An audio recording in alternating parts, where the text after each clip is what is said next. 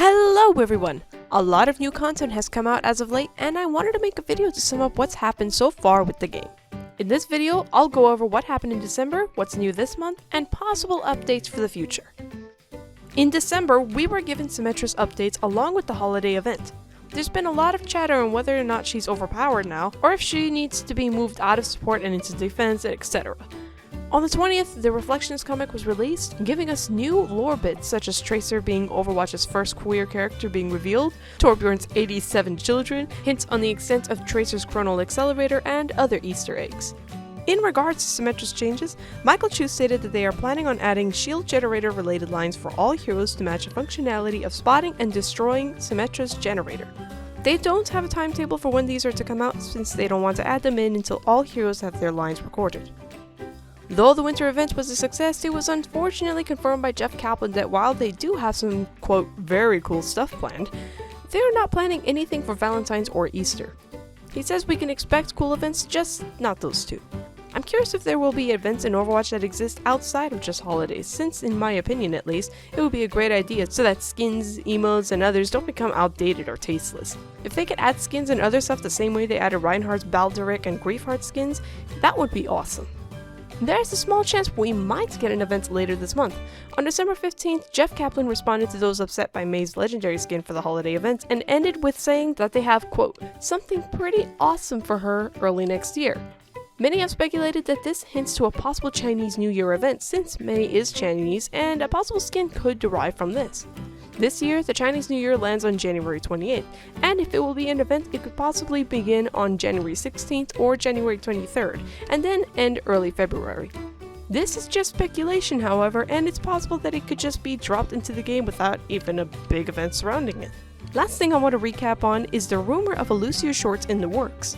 Sometime around December 22nd, Johnny Cruz, the voice of Lucio, had an interview with Cultured Vultures, saying that a Lucio short was in the works, but he's in the dark and isn't exactly sure what's being planned. Later, however, he stated on Twitter that this was simply his hope and that there is no confirmation if this is going down. A shame, I had gotten really hyped for a good 30 minutes about Lucio before seeing Cruz's tweet.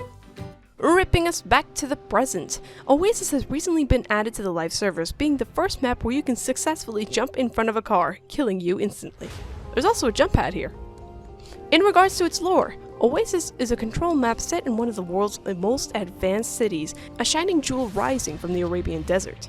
Researchers and academics from around the region came together to found a city dedicated to scientific progress without restraints, a monument to human ingenuity and invention. The city and its inhabitants are governed by the Ministries, a collection of brilliant minds who possess many secrets that have attracted the interest of powerful organizations from around the world.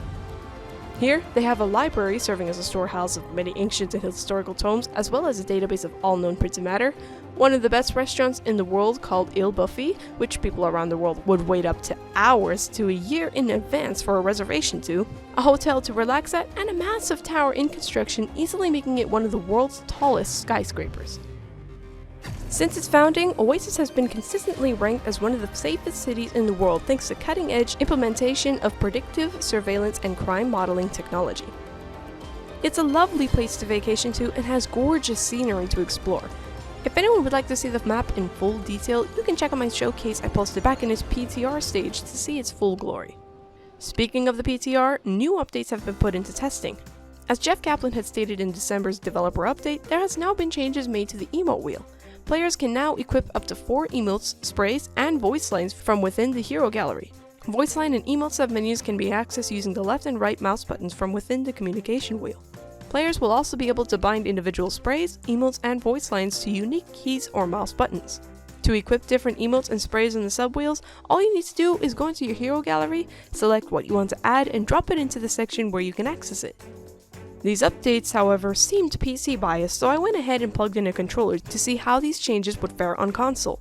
You can still access the emote wheel and voice line wheel with the controller. You'll just need to use the LB and RB buttons if on Xbox, and the L1 and R1 buttons if on PlayStation. The only thing I couldn't access was the spray wheel, so that might be PC exclusive unless otherwise said. Other changes on the PTR involve Ana, D.va, Sombra, and Roadhog changes. Ana's biotic grenade has had its healing nerfed. The healing decreased by 50%. Developer comments state that it was providing too much healing. Alright then, D.va's health has been increased from 200 to 400, and her armor decreased from 400 to 200. Her bullet damage has been decreased from 3 to 2, but the number of bullets shot has been increased from 8 to 11. Developer comments state that her armor often made her feel like she had no weaknesses. The changes to her cannons will result in an overall decrease in damage, but they should feel more consistent now. Roadhog's hook has finally been fixed, adding a sense of consistency to the ability. Targets are now pulled directly in front of him rather than straight to him, except in cases where he drastically rotates. Hook targets are now released if they leave Roadhog's line of sight before being pulled in. Line of sight checks are now done from Roadhog's position rather than the hooks. The time it takes for Sombra to hack a target has been decreased from 1 second to 0.8 seconds, since she often had a difficult time hacking enemies. Another update includes a neat addition with the kill feed. Hero ability icons are now displayed, as well as ultimate abilities with an orange arrow and headshot eliminations with a red icon, allowing players to have a better grasp at what had killed them. And the final things I want to discuss. Overwatch is not being developed for Mac, and it's unclear whether they'll even start developing it for Mac in the future. Sorry Mac users! And to touch up on the Doomfist hype, back in November a Reddit user by the name Sleepy Ricky made a post saying that they'd love if Terry Crews voiced Doomfist should the character become a playable hero. Terry Crews himself then replied to this, saying that he would love to play Doomfist. Then, on December 15th, Terry Crews paid Blizzard headquarters a visit. Taryn Gregory, the in-game cinematic project director for World of Warcraft, posted a picture of himself with Terry Crews on campus. Gregory, however, doesn't seem to have any roles in the Overwatch team, so the encounter might not have anything to do with game development. On January 4th, Terry Crews posted an article on Twitter about his visit with the caption, "Who wants to hear me do the voice of Doomfist for real?" The Rock retweeted this, adding on with the caption, "Cosign, known TC for years, and this man's voice even has badassery muscles. Fans would love it. Hashtag Doomfist." It feels like this confirms Doomfist, especially adding on with the mentions of a new hero in development Jeff Kaplan has made in previous developer updates. Funny enough, Blizzard responded to The Rock saying, "Honestly, the real question here is who do you main in Overwatch?" clearly steering away from the mention of Doomfist. The Rock has not replied to this tweet so far. And that's about it for this recap. I hope you enjoyed it and that I covered enough ground on the new content we've had this past month. I want to wish everyone a happy new year and thank you all for helping me pass 3,000 subscribers. Quick shout out to Killer Whale, Genji Shimada, Carnage Domain, Rico Le Hippo, and Corey Sensei for being some of my most active subscribers.